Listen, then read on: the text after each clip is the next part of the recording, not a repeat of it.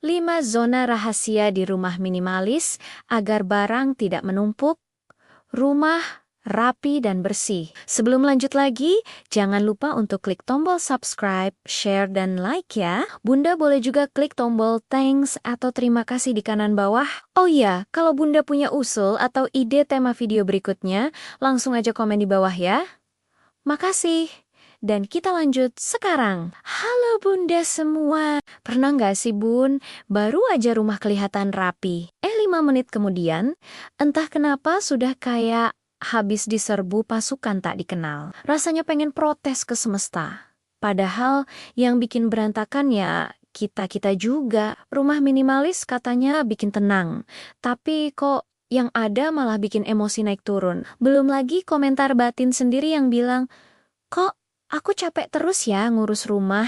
Aku juga pernah di fase itu Bun. Ngerasa rumah kecil, barang kebanyakan, dan tiap sudut rumah kayak punya nyawa sendiri buat narik barang datang. Niat naruh sebentar, tapi sebentarnya sampai lupa. Rak sepatu jadi gudang tas, meja jadi tempat segala hal kecuali buat makan, dan dapur penuh alat yang katanya penting tapi jarang disentuh. Lucunya, kita sering nyalahin rumah, padahal yang salah bukan rumahnya. Tapi kebiasaan kita yang suka bilang, nanti aja beresinnya. Fenomena ini tuh relate banget, terutama buat kita yang tiap hari muter di rumah.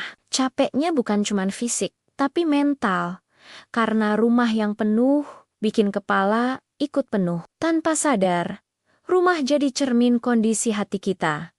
Makin berantakan, makin gampang emosi. Makanya, sebelum ngomel ke diri sendiri atau ke isi rumah, mungkin yang kita butuhin bukan tenaga ekstra, tapi cara pandang baru tentang rumah dan barang-barang di dalamnya. Zona pertama itu area masuk rumah, tempat yang kelihatannya kecil tapi dampaknya besar banget, kerasa rapi, satu rumah. Di sini biasanya ada rak sepatu, gantungan tas, atau meja kecil. Dan masalahnya bukan karena kurang tempat, tapi karena semua barang pengen turun tangan di situ. Tas kerja, tas belanja, tas anak, jaket, payung, sampai kunci motor yang entah kenapa bisa nyasar ke atas sepatu. Contoh paling nyata itu waktu kita bilang, taruh sini dulu ya, capek.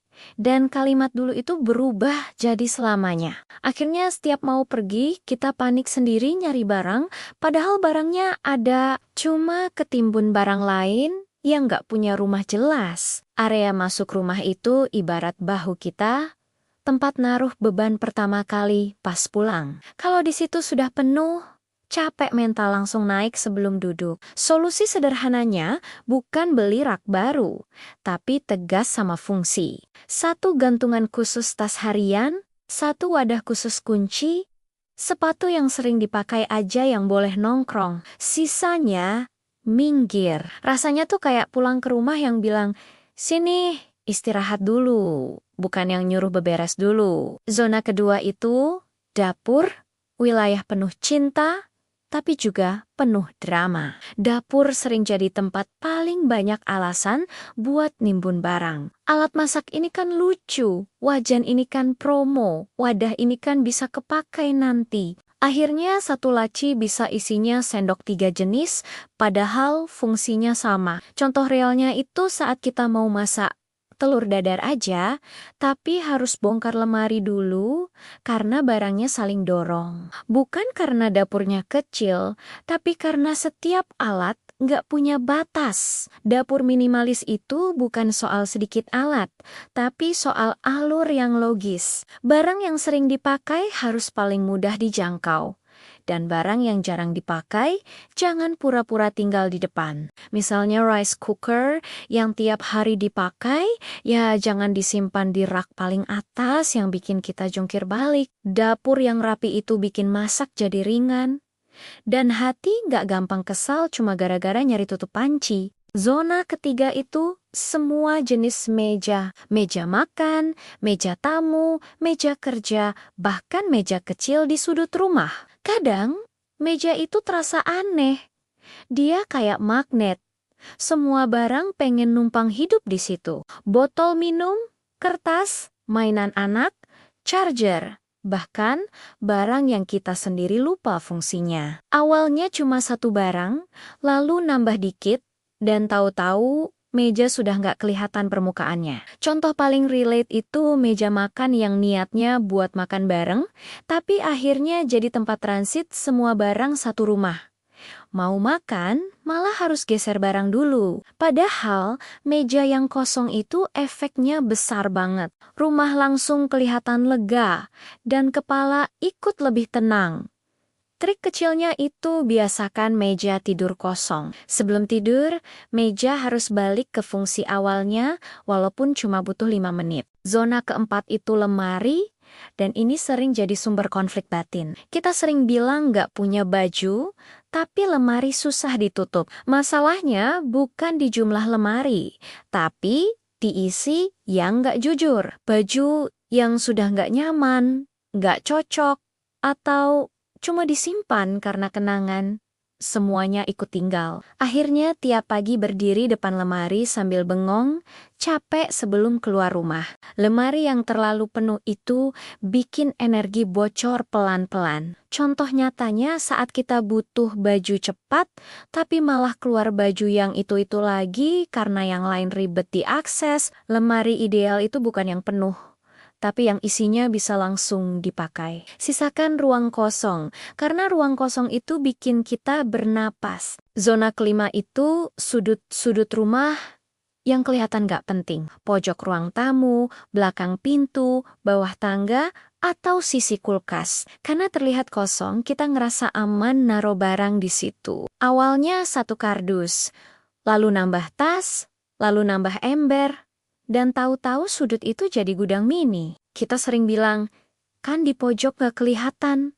Padahal energi berantakan itu tetap kerasa. Contoh paling sering itu belakang pintu, niatnya cuma gantung satu jaket, lalu nambah tas, lalu nambah topi. Tiap buka pintu, barangnya ikut menyapa duluan. Sudut-sudut ini sebenarnya bukan tempat buangan, tapi ruang bernapas rumah.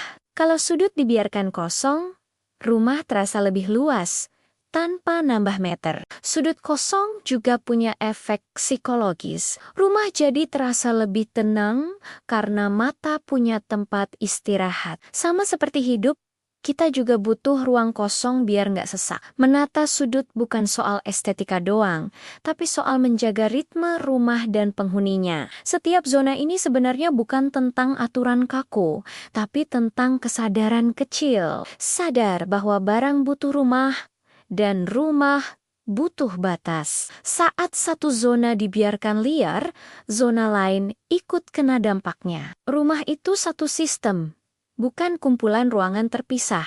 Contoh sederhananya, tas yang nggak punya tempat di area masuk akan pindah ke meja. Dari meja, pindah ke kursi.